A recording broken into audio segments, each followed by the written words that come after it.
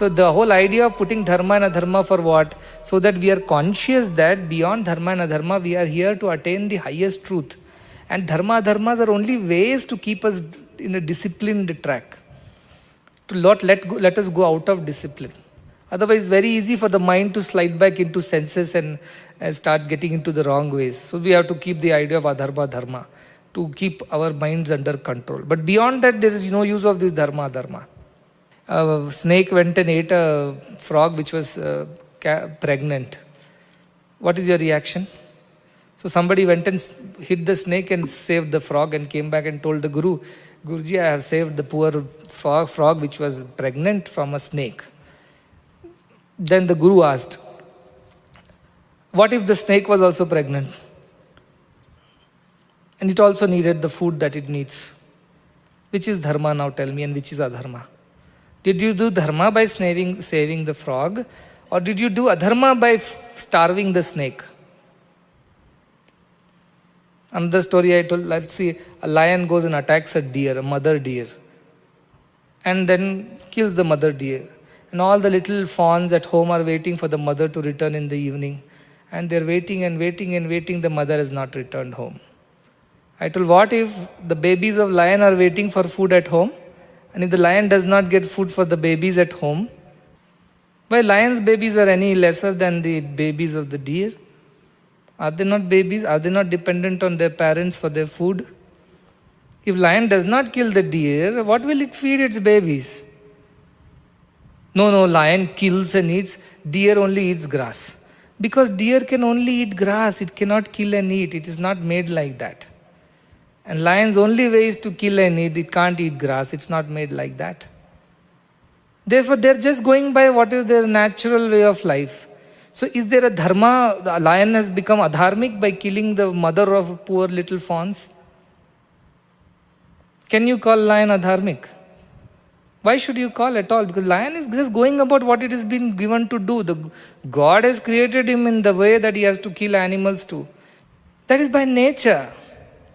Likewise, we also have a nature as human beings, which is beyond dharma and adharma. Like lion's nature is beyond dharma and adharma. Like the snake's nature is beyond dharma and adharma. We have a nature which is beyond dharma and adharma. When we forget our true nature that we are divine and we operate from our mind and body, then only dharma and adharma come into picture. But when you truly behave as your true self, which you are divine, like lion will behave like a lion, it can't behave like a sheep, it can't behave like an elephant, it can't eat grass. Just because the deer has few children at home, it won't tell, okay, today I will manage with grass and I will feed grass to my babies. Likewise, when it lives by its own true nature, there is no dharma, dharma. When we live with our own true nature of Brahman, we have no dharma, adharma. So all this dharma business happens when we forget that we are God and we think we are a human, a teacher, a father, a mother, a businessman. Then this rule starts applying. For the one who is just living by the true nature, dharma don't apply. See, Nachiketa knows this. So what he says, anyatra dharmat anyata dharmat. It is different from dharma and adharma. That. And what else is there? He says, anyatra asmat krita akritat. See, in this world, the whole world is running on two principles. Karana and Karya. Karana means the cause, Karya is the effect. Look into everything. There is a reason for why you do things, and then the thing which is done because of the reason. There are only two things. There is no third. A third means you can say the doer is there and the instrument of doing is there. But the primary reason for why anything happens in this world, there should be a reason to do it. Without a reason, who will do anything? And once the reason is clear to you, you just go about doing what is needed to be done. So Karana Karya, these two things bind everything in this world. Why do you study? Karana is, I want to gain knowledge, or I want to pass, I want to get a certificate, I want to get into bigger college, I want to get a job. Some reason is there, that's why you study. Because of the reason you study. If there was no reason, why will you study? Because you are hungry, that is the reason why you eat. If there is no hunger, will you eat? So everything in this world is bound by these two. One is krita, means the karya, and akrita, which is the karana. Akrita means not done. That means the reason for it. And krita is that which is done. That means the work that has been done out of that reason. So he says everything is bound by reason and action. You go and observe this for yourself. Everything has a reason behind it. Even why you love Swami or why you behave in a certain way, there is a reason behind it. Without a reason, nothing happens in this world. Very clear, isn't it? One person was told, he got into an interview, it seems. And the interviewer asked, I will ask you one tough question, or I'll ask you 10 easy questions. You choose which one you want. This boy said, ask me one tough question. So they said, okay, which came first? The seed came first or the tree came first? He thought and said, seed came first. How do you say that? Sir, you said you will not ask me second question. You asked me one question, I have answered. Seed came first. How means that is no, you can't ask me the second question. So this is the Karya Karana. Brahma Vidya is not about learning the facts and figures of life. Brahma Vidya is like knowing the electricity. So what do I mean by saying once who knows Brahman knows everything? When he sees a bulb, when others see the bulb, he sees there is electricity because of which the bulb is glowing. When others see a fan, he sees the electricity because of which the fan is moving. So Brahma Vidya is what? To know the reason behind everything. And not the things as such. So you mean to say Brahma Vidya should be able to tell the texture or composition of elements and plants and objects? Brahma Vidya is not to pass subjects, not to gain knowledge of getting into others, finding out what others are thinking, breaching privacy. This is not Brahma Vidya. Brahma Vidya is an idea of believing that everything is divine and therefore there is no reason to get attached to anybody or no reason to run away from anyone. Accepting both with equanimity is what Brahma Vidya teaches you. Yoga Vidya teaches you all these. Siddhis teach you all these things which you are asking. Siddhi, Patanjali Yoga Sutra, you see there are sutras which says if you focus on this area of the mind, you will get to know about the other person's thoughts. If you focus on this area of the chest, you will enter the other person. If you focus on toe, you will do this. If you for knee, you will do that. Like that, these all yoga siddhis are there. But Patanjali himself says that these are all obstacles in Atma Jnana. You will get stuck halfway. So that is how knowing Brahman does not mean you will get to know what is the texture, what is the material this chair is made of. No. You will only know at the end if it all lies Brahman alone. You will get to know the screen. That's why you will get to know everything. It's like gold and ornaments. You have a ring, you have a chain, you have a bracelet, and you have some other, let us say, very new kind of a jewel or an ornament. You may not have seen it before. So when somebody asks you, what is this? You may not be able to tell the name. But you will know that it is gold. It's made of gold. That much you can tell. That is Brahma Vidya. It will tell you what it is made of, but what it is in necessary need not be knowing. So you just know that it is made of gold. What is it called? I don't know. Is it called a bangle or is it called something? Is a bracelet? He said, no, it's called bracelet. Oh, that's all. That difference is outside. The inside similarity is that all this is gold. So Brahma Vidya's vision is all is gold. If the bangle is made into, let us say, a chain, it's melted and made into a chain. Bangle has disappeared. And what has appeared now? Chain has appeared. But what did not disappear and what did not appear? Gold. That is Brahman. He did not appear, he did not disappear. The Brahman did not appear and disappear. The world appeared and disappeared. That is Brahma Vidya. That's why you will not be attached. Somebody says that this is, do you want a bracelet or do you want a chain? What will you tell? Tell me which is having more gold, I want that. 10-gram bracelet, 20-gram chain. Which one you want? Naturally you want chain. Why? Not because the chain is what you want. You already have a chain. But you want it because it is 20 grams. And with that 20 grams, you can make 2 bracelets. You are clever. You calculated and found out. That is the idea of this Brahma Vidya. Knowing that everything gets known means you know this, you know the ephemerality of everything else, so therefore you will discard the other things. You can discriminate between a bangle and a chain, or which is heavier, because you are not going by their shape, size, design and beauty. You are going by the material, which is gold, and gold is value. Chain bracelets have value because of gold. Gold does not have a value because of chain and bracelet. Like that, the world has a value because of Brahman. Brahman does not have a value because of the world. Brahman is invaluable like the gold, which never gets destroyed. So that is the idea he is telling. Krita akrita, which is the reason? Gold is the reason and bangle is the action, or bangle is the reason and gold is the action. Gold is only both. This action reaction is your imagination. That gold was earlier a piece of gold biscuit, then it became a bangle, now it was melted and became a chain. In the old times, you see, ladies will have old jewelry, then fashion changes, then they go to the jeweler and say, for my daughter's wedding, I want to make new jewelry.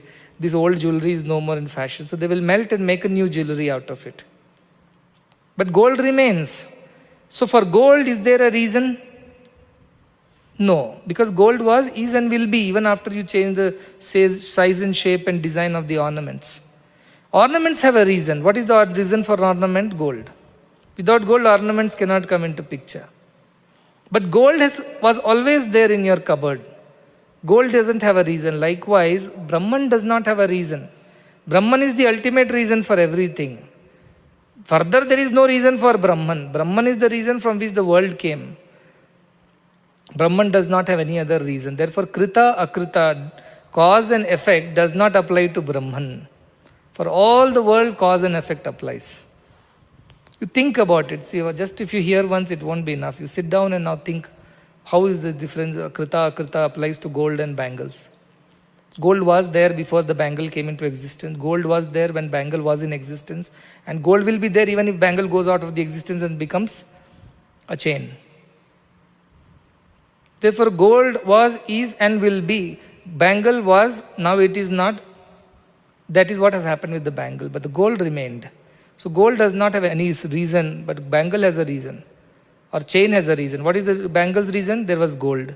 What is chain's the reason? Because there is a bangle. But one thing that was common all through was gold. So that is the way it says that anyatra asmat krita akrita. Seed came first, tree came first, no debate here. Whether Brahman came first or before Brahman something was there. No, Brahman was, is and will be. That's why no krita akrita to Brahman. And then what is it? Anyatra bhutacha bhavyacha. Bhuta means that which was. Bhavya means that will be. So our mind swings between these two things only. Either it lives in the past or goes into the future. So he is asking that which is beyond past and future, it is omnipresent. You understand the concept here. Past is over. Future is coming. Gold was there in the bangle. Yes. So bangle was past. Now gold will be there in the chain. Gold chain is the future. What is the present? Gold. Was gold there in the past? Yes. Will gold be there in the future?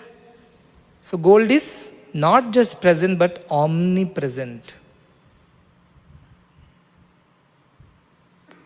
That is the idea of anyatra bhutacha bhavyacha. That which is beyond the bindings of the past and future. The bangle is the past, the chain is the future. Gold was in the past, gold is in the present, gold is in the future. It is not affected by the changes that happen outside. So this is Trikala Atita. This is all karma karya atita. This is dharma adharma atita. That which is what Nachiketa says, yat tat. That one which is tat pashyasi. If you see it, tadvada. That which you see, which is beyond dharma, dharma, cause and effect and past, present and future, about that teach me. Stop praising me enough. Stop testing me enough. Now let's get to the point. How much you go in circles. I remember the story. He says, for you the gates of heaven are opening. You know, this sadma, vivrutam sadma, means the gates of this great palace is opening now. So there is a story. Somebody asked us, "Mummy, how many gates are there for heaven?" Only one gate is there. How many gates are there for hell? 3 gates are there. Trividam narkasyadam dwaram. Nasham atma. These are the 3 gates to hell, entering which one gets destroyed. What are those? Kama, Krodha, Tatha, Lobha. Tasmat etat trayat trajet. Kama, Krodha and Lobha. These are the 3 gates to hell. Choose any gate, you will enter hell. East gate, west gate, north gate. All gates to hell only. Kama, desires, Krodha, anger, and Lobha, greed. So they ask, why 3 gates for hell and only 1 gate for heaven? There's a lot of crowd at hell. You see, traffic is too much. Therefore, 3 gates for hell. Everybody wants to go to hell only. Nobody wants to come to heaven. So when he is telling, I have opened the gates of heaven to you, Nachiketa's answer is, please stop praising me. Stop testing me. Don't tell me about dharma, dharma. You do this, you get that. You do shreya, you get that. You preya, you get that. Enough. Let's get to the point. Tell me about that, which is beyond shreya and preya, which is beyond dharma, dharma, which is beyond krita, akrita, which is beyond bhuta, bhavya. If that one which you see, pashyasi, tatvada, you will say just now, Swami, you told Brahman cannot be seen with the eyes. Now you are telling Yama is seeing that. What does it mean? It's a way to speak. Like, he's a very good person. I see. You really don't see the goodness in that person. But you say, I see. Oh, I see, like we say it in English. Like that, pashyasi. And pashyasi has much deeper meaning when it comes to communication in our Vedic tradition. There are 4 communications that are there in Vedic, in our scriptures that they have described. The lowest level of communication is called Vaikhari Vani. Means we speak like what we are speaking. Words are being exchanged, sound is being heard. This is called Vaikhari Vani, which is the lowest form of communication. Higher than this is called Madhyama. Madhyama means we don't speak in words, but we communicate in our minds. Like Vyasa was dictating the Mahabharata to Ganesha. Vyasa Gufa is somewhere, Ganesha Gufa is somewhere else. How did they communicate? They communicated in their minds. Because they were far more refined, their intellects were far more refined. They could understand within their minds. Like many times, mother can understand what baby is going through, even though baby cannot speak and express. Or you have a pet at home. You understand the pet is communicating love to you, even though pet is not opening its mouth and speaking. Similarly, the pet is understanding that you have love for the pet. Even though you are not, whatever you say, it cannot understand the words. But there is an exchange. Between a baby and mother, you see the conversation in their eyes. They understand each other. But there is no physical word spoken. So this is called a Madhyama Vani. A Vani which is a little deeper inside, subtler. And then there is one called Pashyanti, it's called, third one. Pashyanti means, I see it, I know it because I see it. And then there is called Para. I know it by being that. Suppose you have to describe a boy or a girl in your class to somebody outside. You have to describe to somebody if he has not seen the boy or a girl. But to that boy and girl, do you need to describe who he or she is? You don't have to, because that girl knows I am this girl because she is the girl. Or the boy knows I am this boy because he is the boy. So at para level, you don't even have to see the truth. You are the truth, so you know the truth. At the highest level, you are the truth, therefore you know the truth. At the second level of Pashyanti, you see the truth, so you know the truth. At the third level, Madhyama, you understand the truth through very many pointers. At the fourth level, you are spoken about the truth. The truth is described to you. So in 4 levels, communication can happen. Here what is he saying to him? Yat tad pashyasi tad vada. If that one which you see, which is beyond dharma, dharma, krita, akrita and bhuta bhavya, that one which you see, tell me about that.